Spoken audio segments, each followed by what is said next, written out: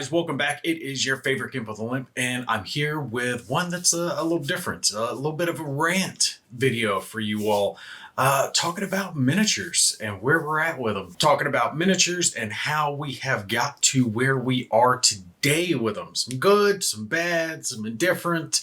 I'll let you talking about miniatures and how we are with them today and where they've gotten to and some of the struggles some of you all might be facing with them, because I know I'm facing some of these struggles just like you are. So they've actually been around for a long time, dating all the way back to thousands of years ago. They even had them in Egypt and other parts of the ancient world. So they're not exactly a new thing. Now, the way they're made nowadays is a new thing, because for the longest time they were made out of metal. So they were basically cast, right? You would make a mold and inject it with whatever metal. Lead for the longest period of time until it was outlawed. I think it was 1993 in New York. They outlawed lead castings. So manufacturers switched to a different way to make miniatures, but they stuck with metal because they were able to get more detail. Now, they did start using plastics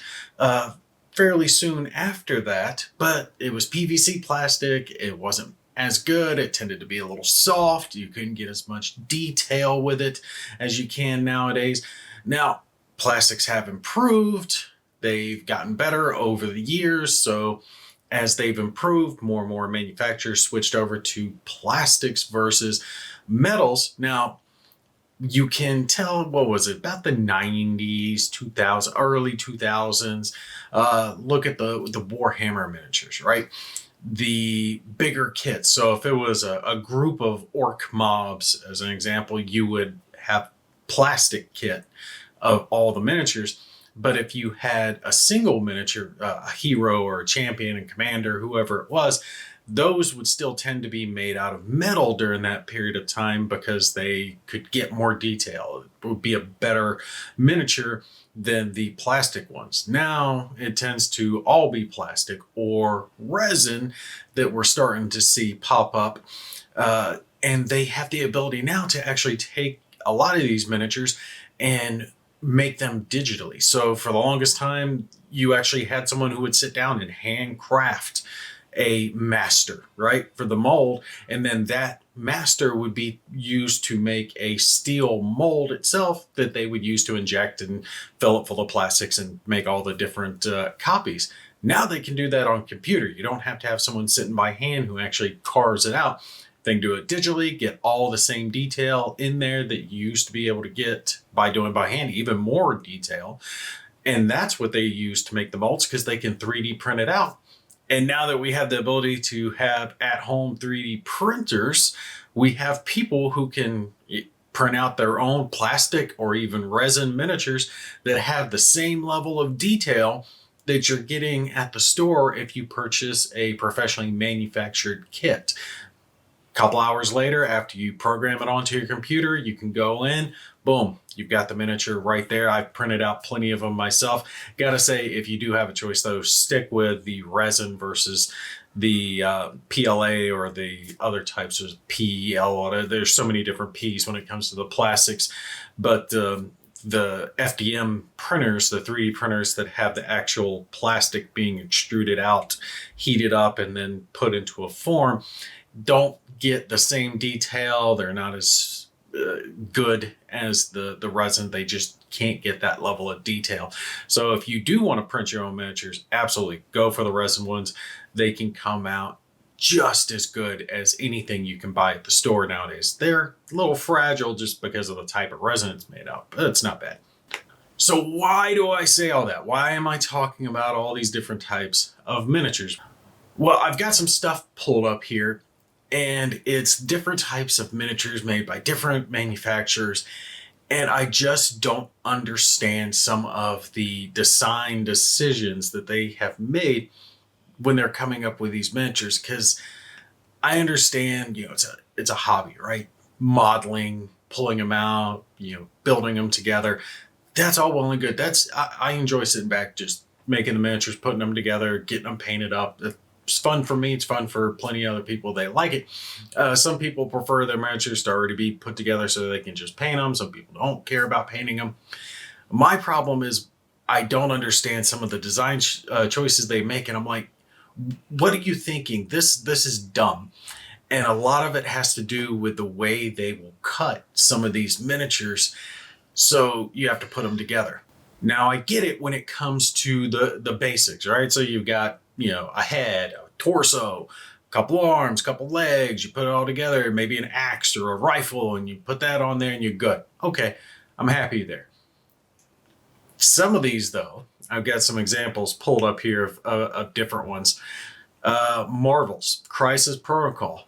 A lot of people have actually been hating on these minis. They say they don't go together well. Honestly, I don't see a problem with them. I've put together a whole bunch of different types of minis from multiple different manufacturers, and these aren't bad. They don't have too much flashing. They aren't warped in such a way that makes them hard to go together. No extra material or anything like that.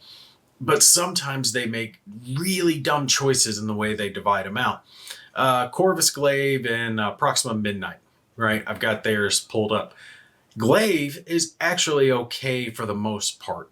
A couple choices are kind of iffy. So you've got two pieces of the torso, fine. But over here, you've got the legs.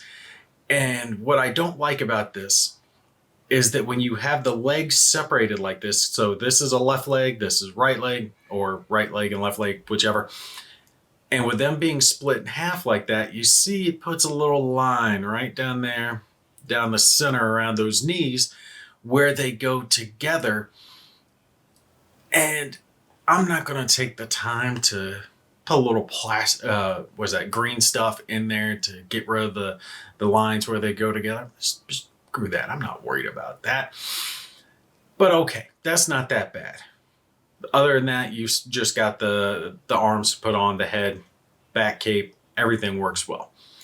Proxima Midnight, though, doesn't work anywhere near as well. And this is one of the choices I've seen miniature makers make. And it's where they go too small.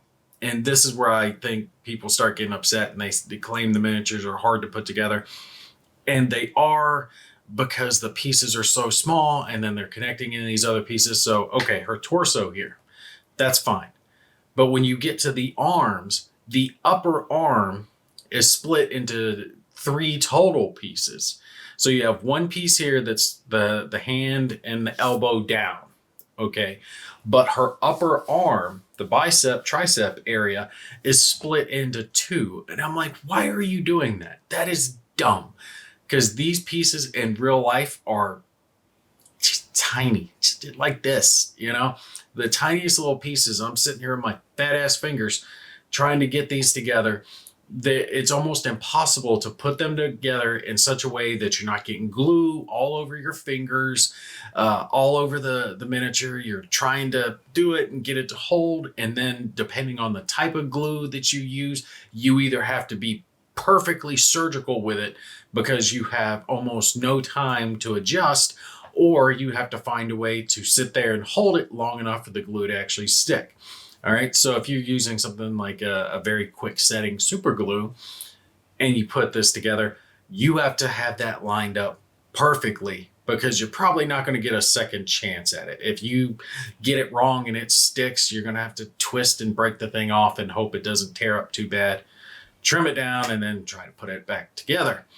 And again, if you're using a glue that doesn't set very quickly, well, now you're stuck holding these very tiny pieces together, however long it takes for it to actually set and hold. But again, you've got this big piece going into these 2 pieces. So it's these 2 pieces with this piece slotting into it. I'm like, why? You don't need to separate these 2. That's a needless step. That's extra busy work that just doesn't need to be there. And it's not designed in such a way that those have to be separated. Those could just be one piece put together, cast that way, done. If you're going to do the arm in 2 pieces, which again, I'm kind of like on that in the first place, Just do the arm and the two pieces instead of splitting something, because that's the dumbest thing. I'm fine with a shoulder pad, right? If it's a piece of armor that's going on top of the arm, okay, we can deal with that. But when you're splitting an arm or a leg or head or face or chest, I've even seen that before. It's like, why are you doing that? You're just needlessly making the miniature more complicated.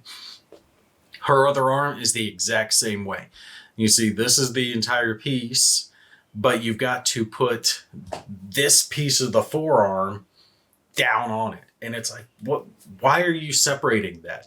That number 5 there is tiny. It is not big at all. So again, you're stuck in the same position that you are over here, where you're trying to make these small ass pieces fit together, and you're like, no. All right, so I've got some other examples we're going to touch on as well. I've got them pulled up across the screen, the ones we're going to look at. This is another type of problem that I've seen, and it's under instructioned, right? These are actually by Mantic. So these are the Dead Zone, Firefight, Warpath, Star Saga, all the different games. A lot of their games use the same type miniatures, which I actually like, because you can use the same miniatures you already have for multiple different games. That's a huge plus. But a lot of their instructions are very short and not that detailed, right? Yeah, they're showing the miniature from just like one angle, and it's showing you all these options here. And let's actually expand this out a little bit, make you guys see it a little better. Okay, I get it. You're showing me here that these steel warriors can be put together in a multitude of different ways, but the instructions really aren't super clear, okay? Because you've got a whole bunch of different options, right? You've got this little sheet that you're going to be plucking all your pieces from, and now you got to figure out which ones are going to which. That's fine. I'll be able to figure it out. The good thing about their stuff that I found is that they tend not to have this problem. So if they had this problem and the lack of instructions, that would be a huge issue that would cause them a lot of problems. Theirs tend to be more simplistic when it comes to putting together the model. You tend to have the torso, the legs already put together as one piece, the head, and then arms. Really, for them, it just comes down to how you're working their arms onto the miniature. I have found with theirs, though, that they tend to be a little more fiddly. So, like Warhammers, right? 40K, and I hate giving them compliments because they've made so many bad decisions.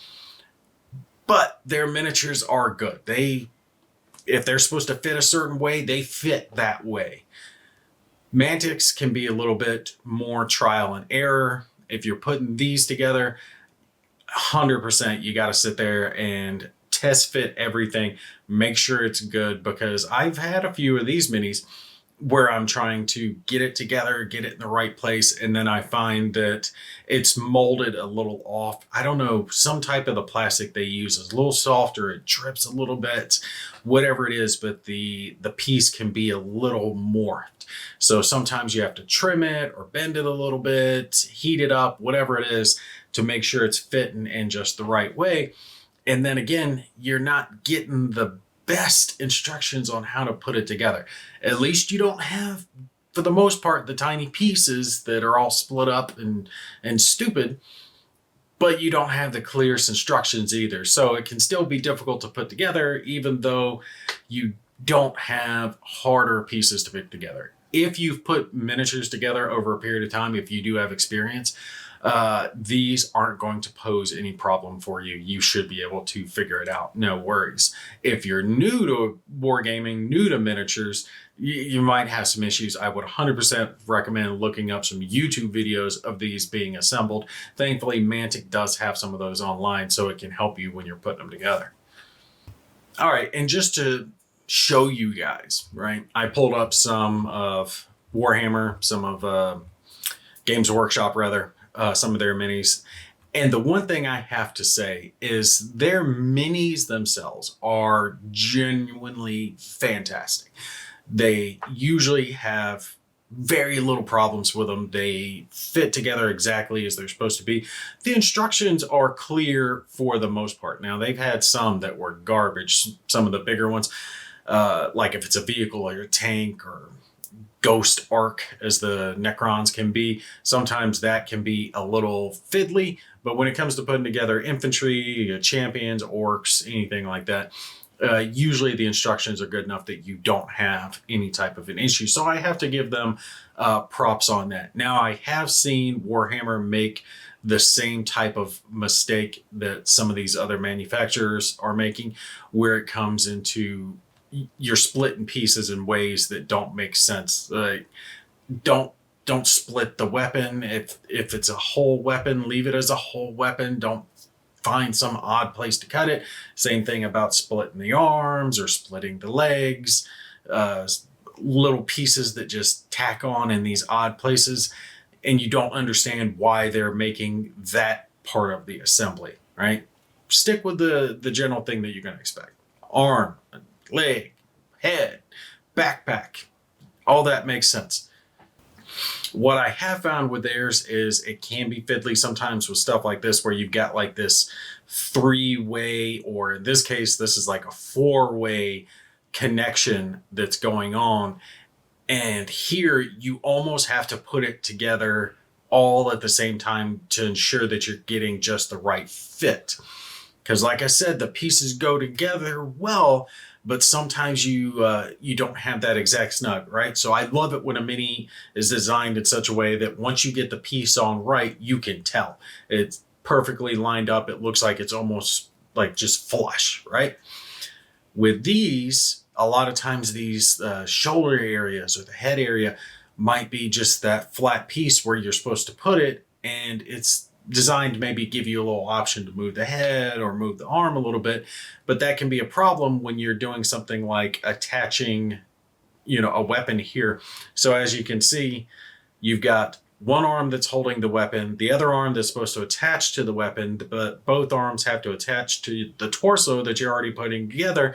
But then you see you're not just putting the head on, you're putting the shoulder pads on. So you have to have the shoulder pads coming down, attaching to the torso, which the arms are attaching to the shoulder pads and the torso, and then the head is coming in attaching. Save the head for last, but that's giving you 4 or 5 points that all need to be aligned relatively perfectly to get it on there. And I'll find myself doing a test fit where I'm trying to get it all lined up and like, okay, I've got it right, because I don't want to do an arm that's holding the weapon, right? Get that on there and glue to where it's solid, and then try to glue this arm that's supposed to attach to the weapon. And then I find out that it's like this. I've got this gap and I'm trying to push it together and force it. That's why I'll generally be doing one like this, have it all kind of in place, and then try to tack it down real quick. I'm like, no, I hate that. Don't do that. So as few pieces as possible, guys. Make it easy. Make it to where the arm only is going to go on that one specific way. So I know if I put that arm on, that weapon's in the right place. If you're given all this leeway, well, just that little bit off, few millimeters, it's going to make it to where this other one's not going to attach right if you don't have it in that just perfect spot. But again, that actually kind of leaves the problem for them, that if they do what I want to make it easier, and what I would actually think the majority of people want, that makes it harder for the modelers, people who do like the Golden Demon stuff, where they have the ability to change it, right? These guys are good. They'll use green stuff and whatever else they come across to custom make the model and turn it into their own, or magnetize them, or whatever it is that they're doing with them. And I think they're trying to leave people that ability to kind of mold them to their own desires, but then it's making it a little bit harder on the others. Now, all of this though, this is all child's play. This is where we really take things to the next level. This is Kingdom Death Monster. And if you have not put together any of these minis, you got no idea what you're missing. This stuff can be out freaking outrageous when it comes to putting it together, because it can be the smallest ass pieces. They're gorgeous. They're great minis, great detail on these things. but you can make some severe mistakes on these, right? All of these, for the most part, the legs are going to be multiple pieces. You're going to have a hand. You're going to have two pieces of the forearm, 1 to 2 pieces up here in the upper arm, the head, maybe a helmet that's on it, shoulder pads. There's really no good way to put these together. And from what I've seen, they don't have a whole lot of instructions. The instructions that come with the game itself seem kind of bare bones. Putting these together, it's pretty much an online affair. And I don't believe, I could be wrong on this, but I think they hired this guy to do this. But I think this was all done like as an afterthought, right? Like the guy took the pictures and created like an assembly guide online. But from, if I remember right, because it was a few years when I put some of these original ones together, I don't think they had access to all this when it first came out. Y'all correct me if I'm wrong on that one. But I want to show you some of the pieces here. Okay. These are some of the sprues that you're going to have for these miniatures. And what you're looking at here. All right. So this is an example, one of the arms, but you see how it's kind of flat there? That's because the pieces up over here, those are going to be clipped off and attached there. So it's an arm that's like split down the middle, right? Like there. And you're having to put that on. And these things, they look how similar they are, right? They are close, but not quite. So it is very, very, very, very easy to make a mistake on one of these when you're putting it together and think, oh, I've got it right. But then you get the arm together and then you find out the hand doesn't fit just quite right. Or later, it's not the hand is a weapon or some type of armor piece, feather, scale, whatever it is, because you can take, this is one of the boss battlers, right, where you're taking pieces of the enemy and you're creating armor and weapons out of it. But you find those pieces end up not fitting just quite right. These were some of the most difficult ones that I've put together. And it wasn't necessarily that the models are bad. The models themselves are excellent, but you have to be methodical when you're putting these together. Now, I've got to say, the examples that he's got here where he's laid it out and he's lettered them and numbered them so you can see the individual pieces, because like I said, a lot of them are similar. If you took G1 here and laid it near H1, you're not going to be able to tell them apart necessarily because they look so similar. Or J and H, they look almost exactly the same, except H is just a little bit bigger. So these miniatures have the ability to be messed up if you make a mistake. I always triple, double checked when I was putting one of these together. Lay the sprue out, looking at the sprue, looking at what he's got, like, okay, and snapping it, trimming it one piece at a time. All right, it's H1 this, J1 that, trying to make sure it's all perfectly lined up, because that one mistake will throw off the entire miniature. And with as expensive as these things are, you don't want to make a mistake.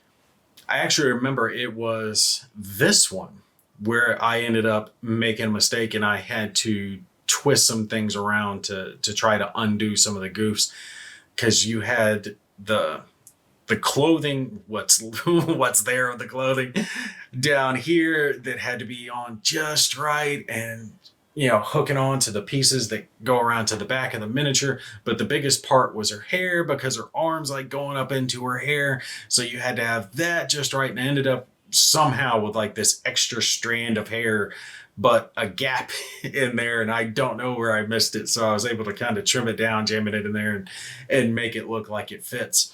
But if you make that mistake, you're going to pay for it.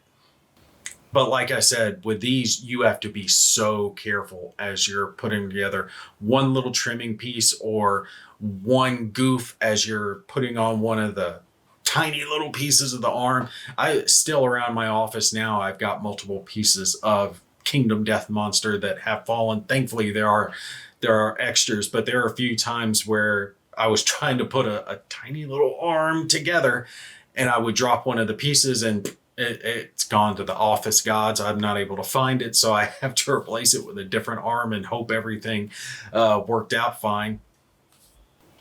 But to be fair, though, these are exceptional miniatures. These are like high end, right? A lot of people do take the time to customize these and make them their own, which I understand. The more splits, the more ability they have to customize this, the more they have the chance to really turn it into something of their own.